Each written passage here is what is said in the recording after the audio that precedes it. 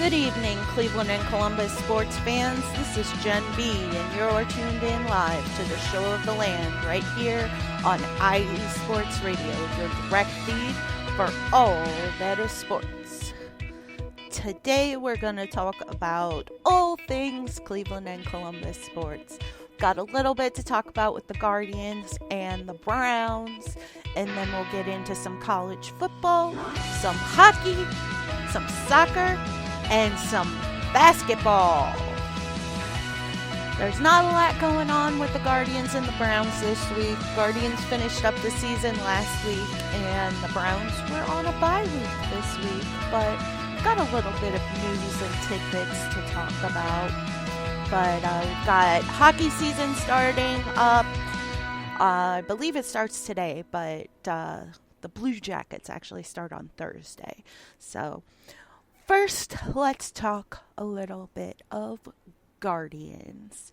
So sadly, earlier this week, or it might have been last week, I don't know, sometime between this Tuesday and last Tuesday, 95 World Series pitcher Jim Poole passed away at age 57, just 2 years after being diagnosed with ALS. So prayers out to his family and friends. ALS is not a good thing to have. I have a friend that I went to high school with whose husband just passed away a couple of years ago, also from ALS, and it was a rough journey for them. So it is an awful disease for anybody who is afflicted with it and for their families, because they still have their mental capacity, but their body is just not cooperating in any way, shape, or form. It's terrible. So prayers out to Jim Poole's family on that. In the fall league, the Guardians' number 2 prospect, Kyle Manzardo, and number 4 prospect Chase DeLauder had standout performances, so that's good to hear. Got some nice young talent coming up. Our rookie pitchers, Gavin Williams, Logan Allen, and Tanner Bybee, logged a whopping 349.1 innings pitched, and that ranks 4th by a rookie trio in the last 10 years. And they all did very well, considering. Tanner Bybee did amazing. Gavin Williams was pretty good. Logan Allen was a little up and down. He also had some injuries in there, but Tanner Bybee did amazingly. And then Gavin Williams had that one game where he had 12 strikeouts, which is amazing for any pitcher, let alone a rookie pitcher. So, got some good young talent in the pitching core, so that is a good news. Hopefully they will all be good to go for next season and ready to join the starting rotation again, even though they were kind of thrown into it this year due to injuries. But hey, sometimes getting thrown into it is what works for some people. So we'll see what happens with them next season. And then we have Josh Naylor and Jose Ramirez putting up Silver Slugger stats. Josh Naylor finished with a batting average of .308, an OPS of .843, with 139 hits, 17 home runs, and 97 RBIs. And that puts him in the rankings for AL first baseman, 1st in RBIs, 2nd in batting average, 3rd in OPS, 5th in doubles, and 7th in home runs. So way to go, Josh Naylor. And his numbers would probably be even better if he hadn't had that oblique injury that kept him out for about a month. And then Jose Ramirez's numbers were .282 batting average, .831 OPS, 172 hits, 24 home runs, 80 RBIs, and 28 stolen bases. And that has him at among third basemen in the AL. First in batting average, first in home runs, first in stolen bases, second in doubles, and third in OPS. So way to go, Jose. So that's about it for the Guardians. Not much happening. I haven't heard any announcements about a replacement for Terry Francona yet. So we'll keep an eye on that, and I'll bring that news to you as soon as I have it. So for the Browns, we don't have a whole lot to talk about, just some injury updates, some stats, and things of that nature. So the defense has shown much improvement. Their average yards per play, as per PFF, in 2022 were 6 yards per play, and that ranked them 25th in the league. So far in the 2023 season, they are averaging 3.7 yards per play, and that has them ranked first. So quite an upswing there. Hopefully they'll keep it up. I have seen some reports that the Browns have been checking in with the Broncos on the availability of their offensive tackle, Garrett Bowles. I have heard rumors that the Browns are not thrilled with how Jedrick Wills is shaping up. They are quite impressed with DeJuan Jones, but with the injury to Jack Conklin and the fact that Jedrick Wills is not stepping up the way they have wanted him to, and how you would expect a first-round left tackle draft pick to shape up. They are looking into other options. He is pretty close to the end of his contract. They did pick up his 5th-year option, but they really didn't have a choice there because they didn't have a replacement. So we'll see what happens there. But it's something to keep an eye on, that the Browns are, at least allegedly, showing interest in other tackles throughout the league. The Browns restarted practice yesterday after being off for a week for the bye week. And Deshaun Watson did not practice, at least not outside where the reporters could see him. So he allegedly made some throws and things of that nature inside, but nobody could see it, so we don't know. But his injury has been updated to a contusion to the rotator cuff. He is listed as day-to-day, but Stefanski will not say one way or the other if he's optimistic on whether or not Deshaun Watson will be able to go on Sunday. They have announced that P.J. Walker will get the start if Deshaun Watson can't go, which is interesting. Obviously, DTR did not play well in his debut, so we'll see how that ends up shaking up if indeed Deshaun Watson can't go. The issue with P.J. Walker is he's on the practice squad, and he was already elevated the last game, so he can only be elevated 3 times before he goes back on waivers. And there's a good chance he won't clear waivers for the Browns to get him back. So they're going to have to make a decision, especially if it seems that Deshaun Watson's injury is more serious than they have made it seem. Because you don't want to get into week 7 and only have DTR as your option at quarterback if DW isn't good to go. So will be interesting to see what they end up doing there. And then we had also Njoku, Posick, and Batonio, who didn't practice yesterday. They are also all listed as day-to-day. Njoku is recovering from the burns he sustained in the fire pit accident he had at his home a couple weeks ago. Posick has a chest and knee injury sustained in the Baltimore game that he is recovering from. And Joe Batonio, nobody knows. He was seen leaving the facility on crutches last week, but the injury has not been disclosed. So don't know what exactly is going on there. Joe Bitonio has not missed a snap in quite some time, so I find it hard to believe that he won't play unless it's a serious injury, but we will see what happens with that. And it's definitely something to keep an eye on if our starting QB can't go. Jordan Kanasic, who has been on IR since the start of the season, is said to be getting close to being ready to come off IR. So another thing to keep an eye on, because they will have to make some roster adjustments once he comes off IR. Andrew Berry had a press conference during the bye week in which he emphasized the need for better ball security and improving the turnover ratio.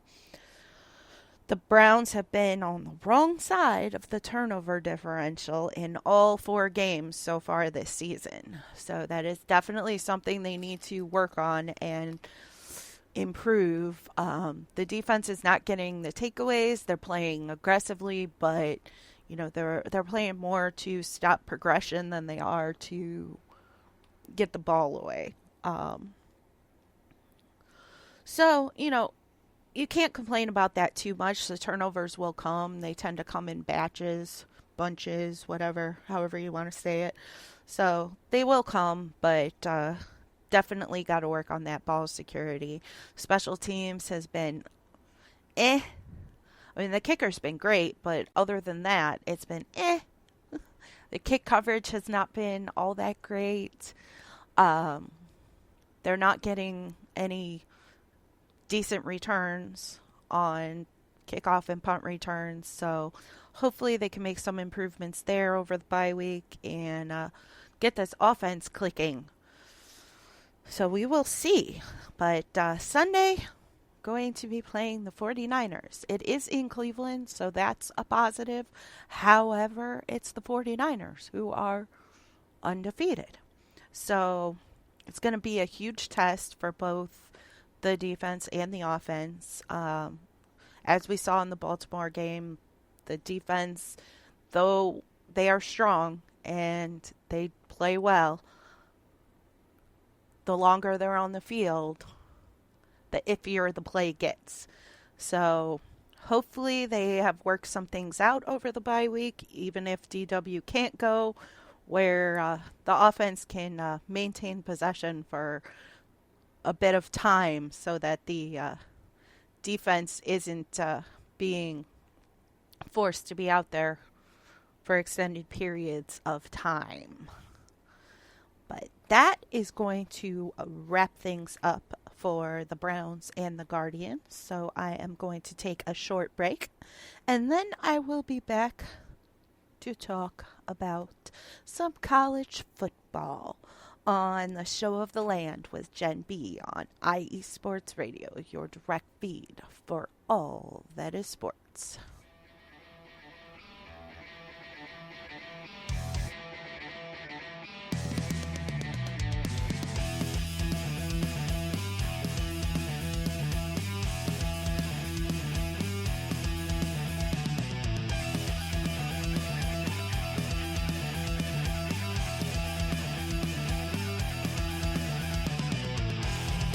It's IE Sports Radio.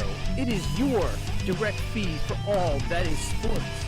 It is Philly Sports Talk with Cash and Chris every Tuesday night right here on IE Sports Radio, your direct feed for all that is sports. Philly Sports Talk with Cash and Chris is the most comprehensive view on Philadelphia sports exclusively right here on IE Sports Radio. You know what it is, your direct feed for all that is sports. Tuesday night, IE Sports Radio, Philly Sports Talk with Cash and Chris.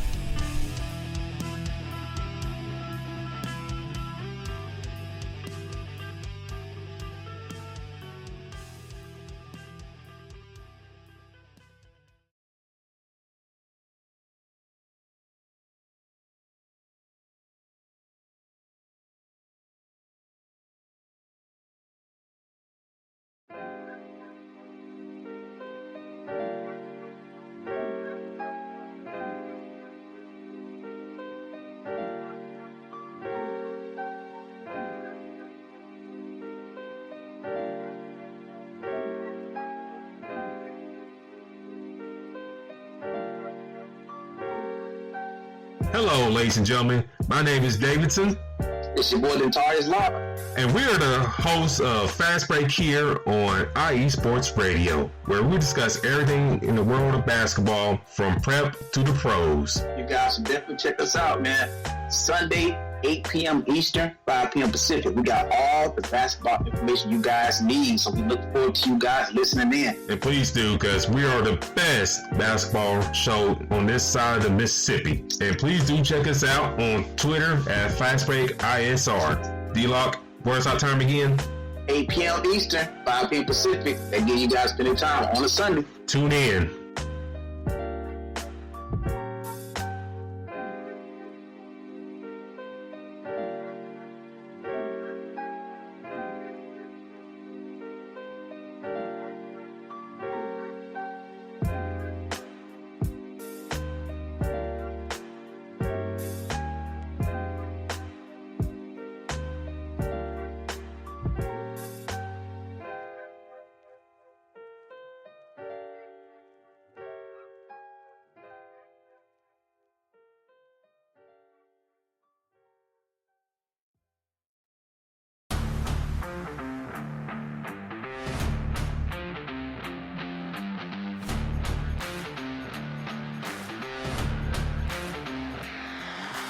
What's good, fight fans? It's your boy, Marcus Los Great, here to give you what you want, here to give you what you need.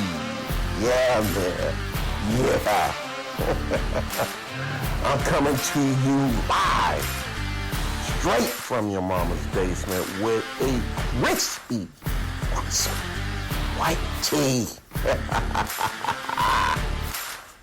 We are coming to you live every Tuesday at 10 p.m.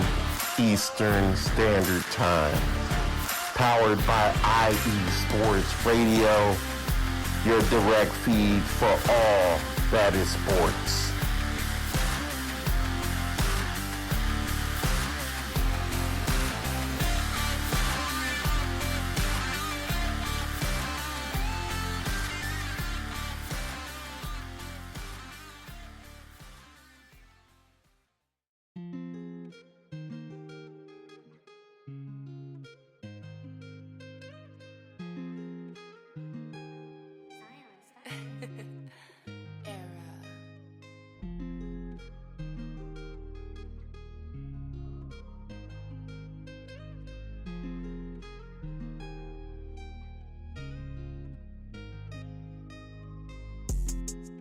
What's good, everyone? It's Drewski, the host of Heart of Texas Sports on IE Sports Radio, your direct feed for all that is sports. On this station, we cover everything in the Dallas-Fort Worth, Texas area. From where we cover the Dallas Cowboys, the Dallas Stars, Dallas Mavericks, Dallas Wings, Texas Rangers, TCU, SMU, we cover it all right here every Wednesdays from 9 to 10 p.m. Central Time. Make sure you stay live with me on the Heart of Texas Sports on IE Sports Radio, your direct feed for all that is sports.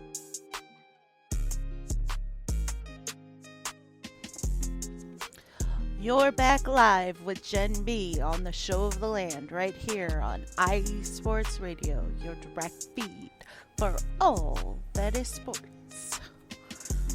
So, college football. We'll start with none other than Ohio State.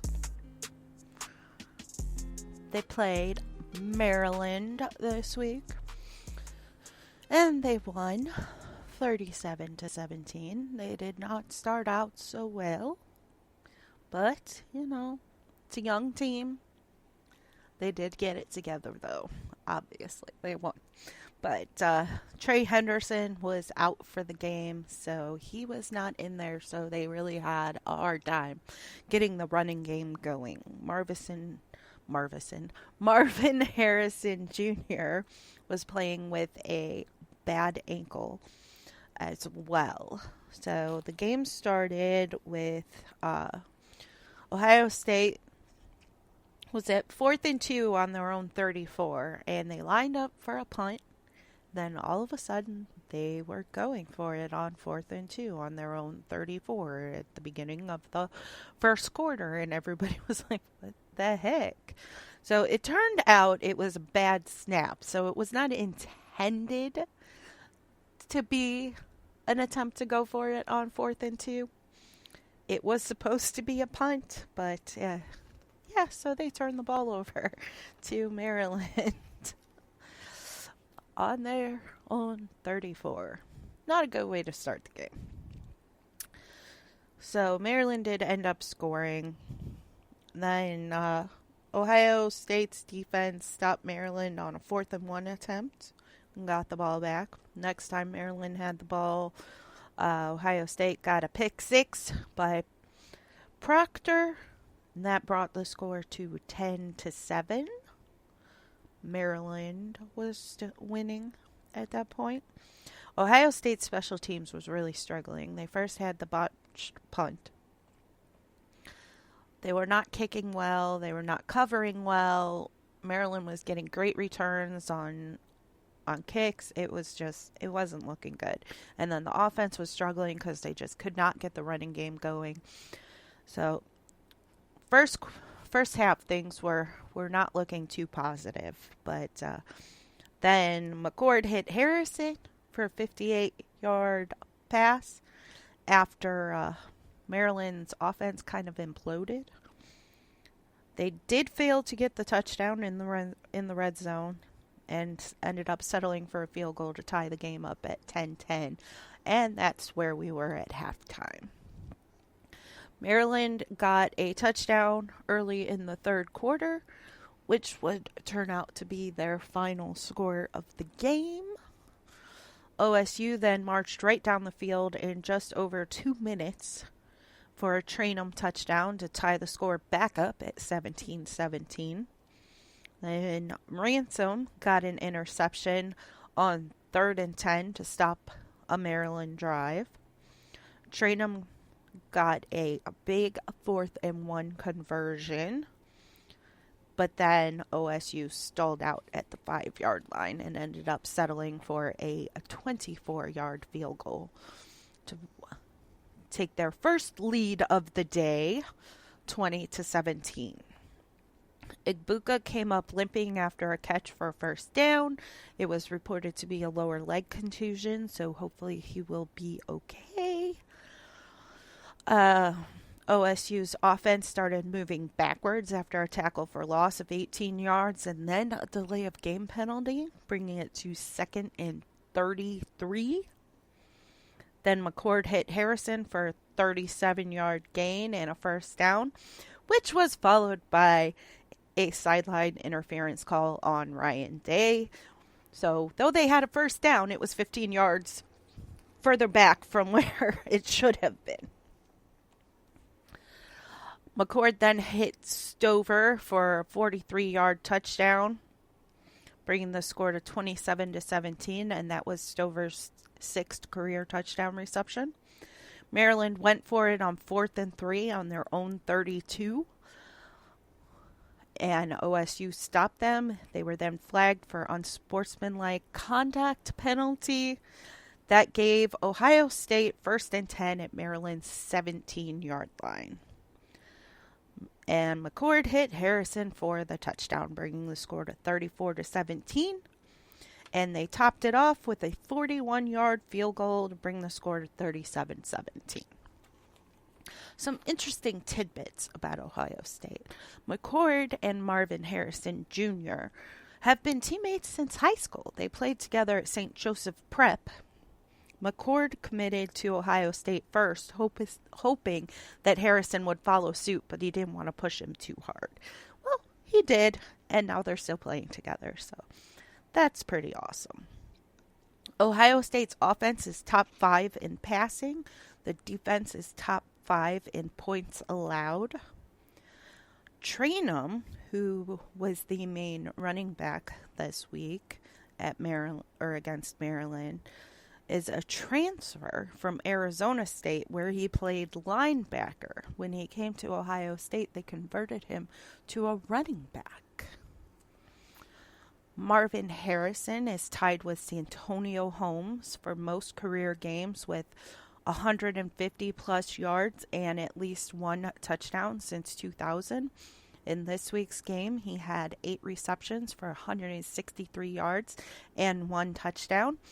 And in addition to that, this was Ryan Day's 50th career win, achieved in just 56 games coached.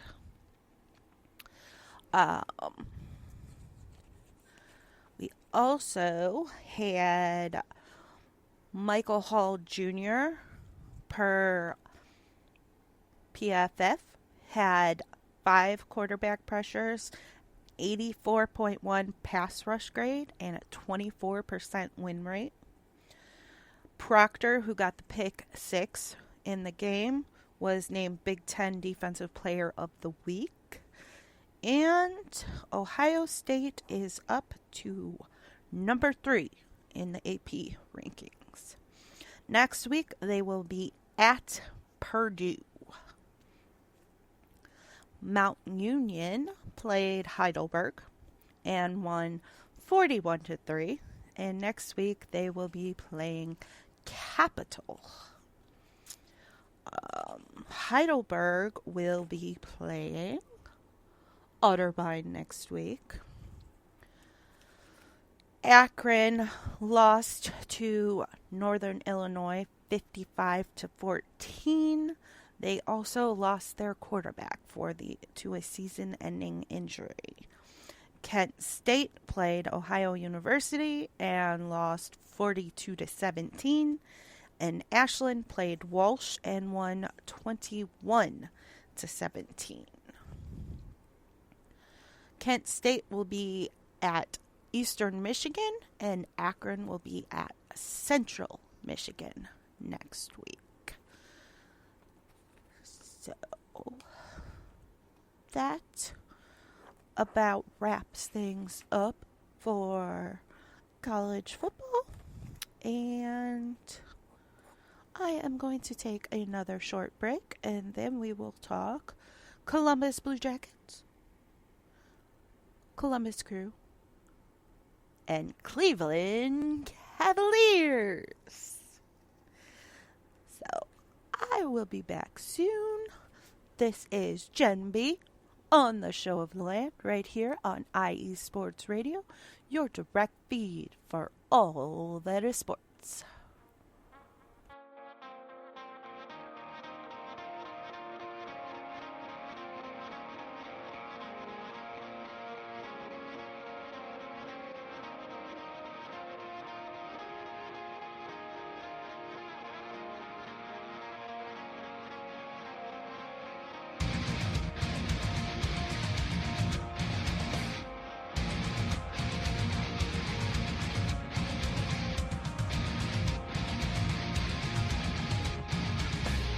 Hey sports fans, do you like wine? Well, we've got the show for you. This is Let's Wine About Sports, a show where we talk about wine and sports simultaneously. From the classic Cabernet Sauvignon all the way down to the grapes that you've never even heard of before. Oh yeah, we cover it all. And we'll talk about a little bit of sports as well. Football, hockey, collegiate, women's sports, it doesn't matter. We're going to talk about it all, and we're going to whine about it all. So join me Monday at 8 p.m. on IU Sports Radio, your direct feed for all that is sports.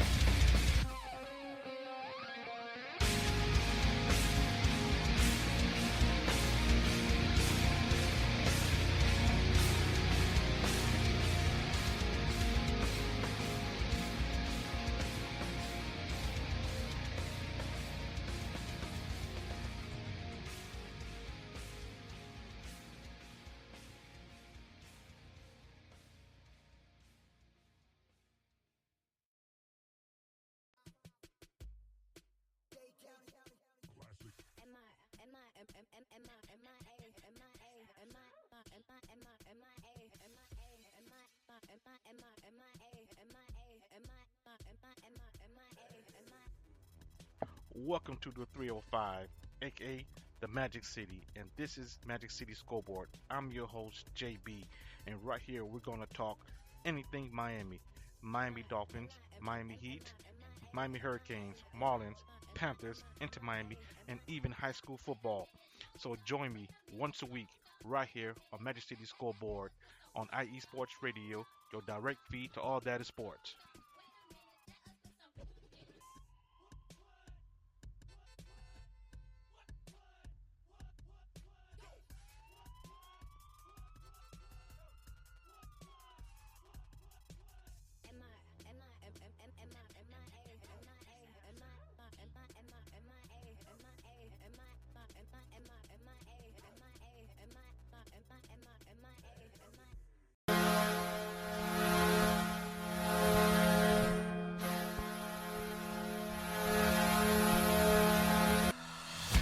Hockey fans, I'm Adam Kernick. And I'm Zach Puplis. Together, we are the newest version of Hockey Talk on IE Sports Radio, The Neutral Zone. Zone. We love hockey, but we also know it's not everyone's first sport. So we want to make this show as much for new fans as for the diehards.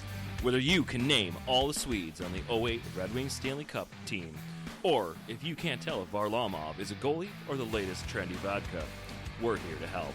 With facts, figures, and outrageous fans, we bring you all the hard-hitting hockey news you can handle, while still keeping it fun and on the rails. Well, mostly.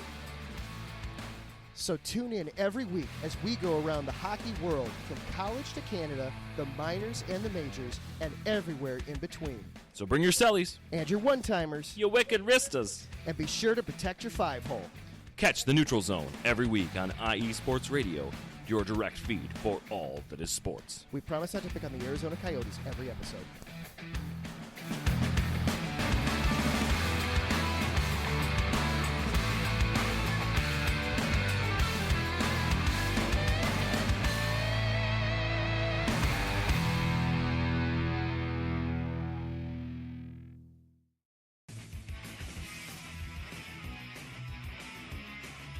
Hello, everyone. My name is Daryl Kinsey Jr., and I'm welcoming you to take another lap with the fastest show on IE Sports Radio. Yes, this is the Extra Mile with me and my co-hosts Christopher Lehman and Michael Ward. We talk everything racing from NASCAR to IndyCar to Formula One to limited hydroplanes, endurance racing, the NHRA, and more. So come join us for an hour of great racing talk and a lot of fun as well on the Extra Mile, Thursdays at 8 p.m. only on IE Sports Radio, your direct feed for all that is sports. You're back live with Jen B on the Show of the Land right here on IE Sports Radio, your direct feed for all that is sports. So let's talk some soccer. So the Crew had 2 matches this past week. They played New England and Atlanta United. And I actually got to watch the Atlanta United game, so that was fun. But to start, Cucho Hernandez was named MLS Player of the Month for September with 8 goals and 1 assist in 5 matches played, so kudos to him. In the game against New England, the Crew won 2-1. Diego Rossi scored the first goal, and Malte Amundsen scored the second. In the Atlanta United game, the score was tied 0-0 at the half. Cucho got a goal 65 minutes in, and then Atlanta scored at 96 minutes to tie it up. It was a big bummer, let me tell you. I was watching, I thought the game was over. I put my notebook away and everything. Thought it was over. They had 5 minutes of extra time, and they kept going. And there was a penalty, and Atlanta scored on the free kick to tie it up. So it ended up being a draw, 1-1. Big bummer there. A couple of other things with the Crew. Aiden Morris and Patrick Schulte, who is the goalie, were selected to the U.S. U23 Youth National Team Training Camp roster. So good for them. Hopefully they will make the team. And that is about all for the Crew. They don't play again until the 21st, so won't have much going on with the Crew in the next week or so. So next we have the Columbus Blue Jackets. And they are starting up this week, regular season. They finished out the preseason on Saturday. So I was being a weirdo, and I had the hockey game on my phone and the soccer game on TV while I was dog sitting at my girlfriend's house. So that was fun. But some news first. Pavel Kajin changed his number from 30 to 1. And Spencer Martin, who the Blue Jackets claimed off of waivers last week or the week before, arrived in Columbus, and he will wear number 30. So that explains the change there.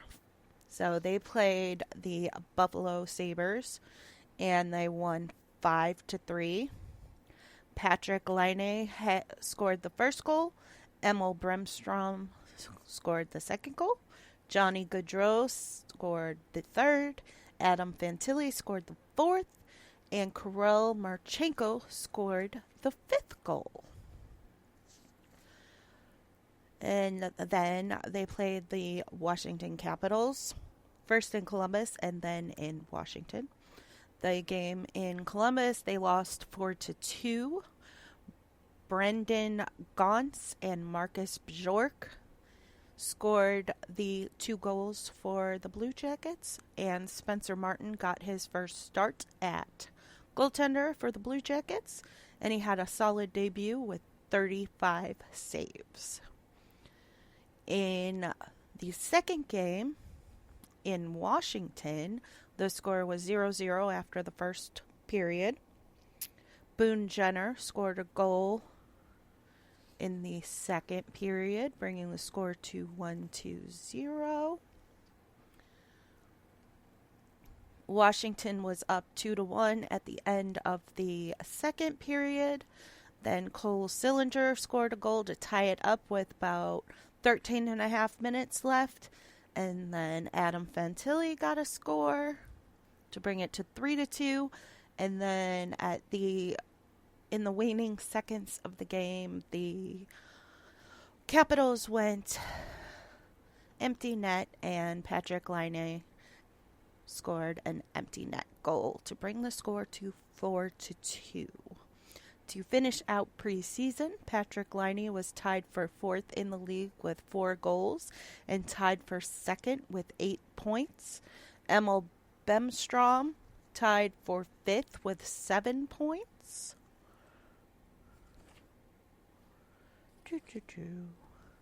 Damon Severson tied for 3rd with 5 assists. And number 13, Johnny Gaudreau, was voted by fans as most likely to be the fan MVP of the season. The Blue Jackets did finalize their roster yesterday.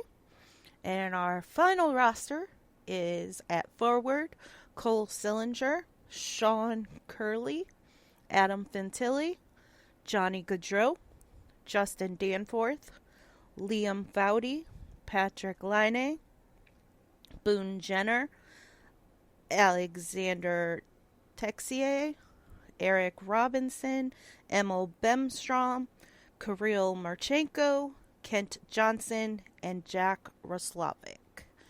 At defenseman, Andrew Peak, Zach Werenski, Ivan Provorov, Jake Bean, Adam Bachfist, Eric Goodbranson, and Damon Severson. And then at goaltender, we have Elvis Merzlikins and Spencer Martin. So at least most of those names I can pronounce. So, yay. The Blue Jackets will start their season on Thursday, I believe, if I remember correctly, because I did not write it down. I'm going to look it up right now so that I'm not incorrect. I believe they play the Philadelphia Flyers, and yes, they do. So they will be playing the Philadelphia Flyers in Columbus on Thursday, and then they will be playing the Rangers also in Columbus on Saturday, and then Monday, also in Columbus, the Red Wings. And that is it before the next podcast. So we'll have 3 hockey games to talk about next week. So go Blue Jackets. Next and last but not least, we have your Cleveland Cavaliers. As soon as I find my notes on them, here they are.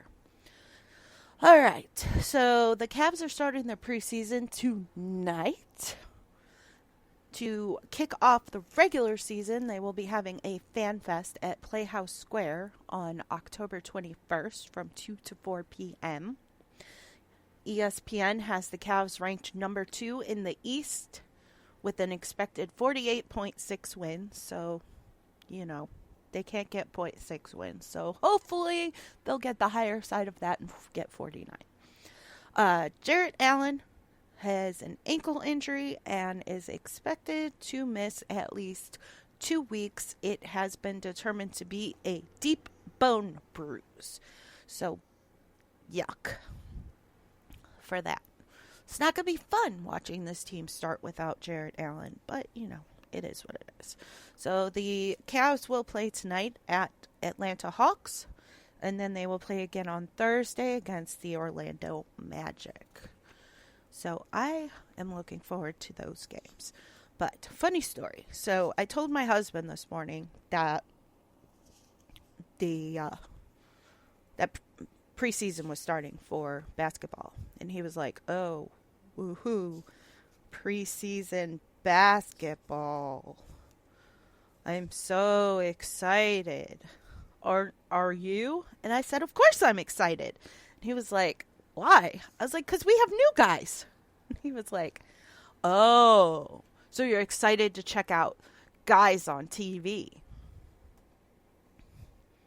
If you can't tell by the tone of my voice, I am rolling my eyes. So I then said to him, "You check out guys on TV all the time." So, anywho. So I am excited for the start of the Cavs preseason because we do have a couple of new guys that I am interested to see how they fit into this team. I have been missing my basketball because I love my Cavs. So I am very excited for basketball to be starting back up. It's preseason, so, it is what it is. But it will be nice to see how they fit these new guys into the lineups. And especially so right now with Jarrett Allen being hurt. Who's going to take his place? So I am happy that none of the rumors came to fruition and Donovan Mitchell and Jarrett Allen are still Cavaliers. Now, as I talked about last week, Donovan Mitchell has said that he will not re-sign during the season. So we'll see what ends up happening there. But, it is what it is. So we have this season, and this season is what matters right now. So I am looking forward to seeing my guys out there on the court playing some basketball. Darius Garland will be out there, Evan Mobley, Donovan Mitchell, and then we have Max Strus and oh my gosh, I'm drawing a blank. What's the other guy they signed? George Niang. So I am very interested to see how they fit in. And then they also have Ty Jerome, who I believe will most likely be coming off the bench. Of course, they still have Isaac Okoro, who I love. And a couple of the guys that I loved to get behind last year are no longer with the team. Lamar Stevenson and Chetty Osman, but we still have our core guys. We still have Dean Wade, so not sure how it's going to play out with Jarrett Allen being out for at least a couple of weeks. I would assume George Niang or Evan Mobley will get the start at center with Jarrett Allen out, but I have not seen a lineup posted yet. It is possible that it has been posted while I've been talking, but before I started talking, I had not seen one. So I'm not sure on that, but Jarrett Allen is not definitely back in 2 weeks. He'll be reevaluated in 2 weeks to see how he has progressed. So hopefully they can get him back before the start of the season, which is, let me just double check that. Cavs schedule. There we are. Let's see. Preseason. October 25th. So they have just over 2 weeks to get Jarrett Allen back. So we'll see. Fingers crossed, because we don't want to start out the season on a bad note. There are 82 games, but if you start out slow, it's hard to get back. So we don't want to see them have a slow start and have to dig themselves out of a hole like some other teams that we've been following, the Browns. But there is some positivity behind, the Cavs. They've got a strong young team. The biggest downfall with the Cavs team is the lack of postseason experience throughout the roster.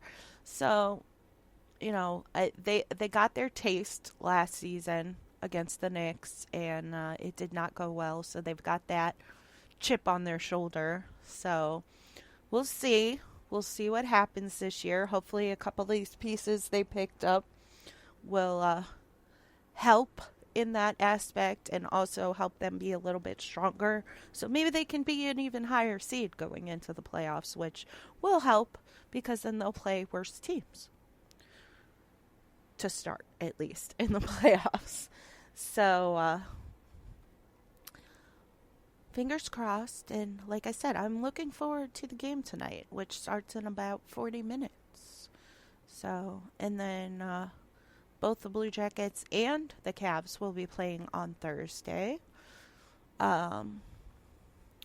The Blue Jackets also play on Saturday. So I will definitely watch the Saturday game. I don't know about the Thursday game because I'm not sure how they're both on the same channel. So I'm not sure how that's going to work, if I will get both games, both the Cavs and the Blue Jackets game, because I live in the Cleveland area. So I will definitely get the Cavs game. I don't know if I will get the Blue Jackets game. So I do have 2 Bally's channels.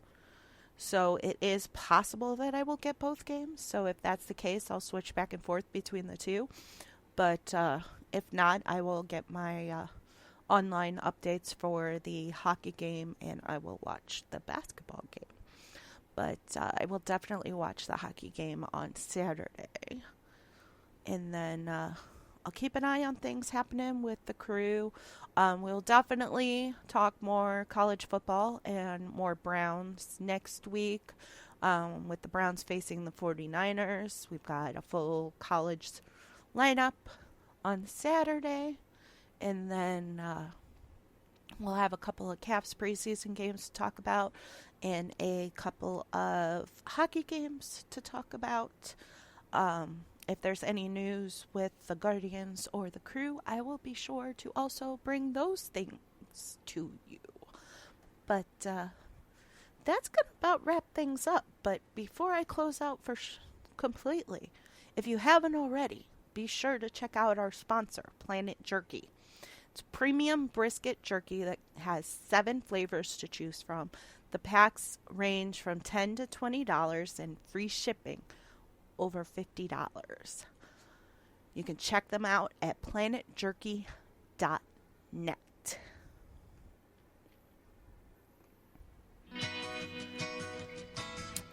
But that is all for tonight. Thank you for joining me, Jen B, on the Show of the Land. Be sure to follow me on X, Instagram, and Threads at BelieveLandGirl, on TikTok at Jen, Jenn, .BelieveLand, and you can follow the show on X at Show of the Land IE. Next up will be the Buffalo Huddle with Patty Bax. Be sure to catch me next Tuesday at 6 p.m. Eastern on the Show of the Land for more on Cleveland and Columbus sports on IE Sports Radio, the direct feed for all that is sports. Have a great night, Ohio!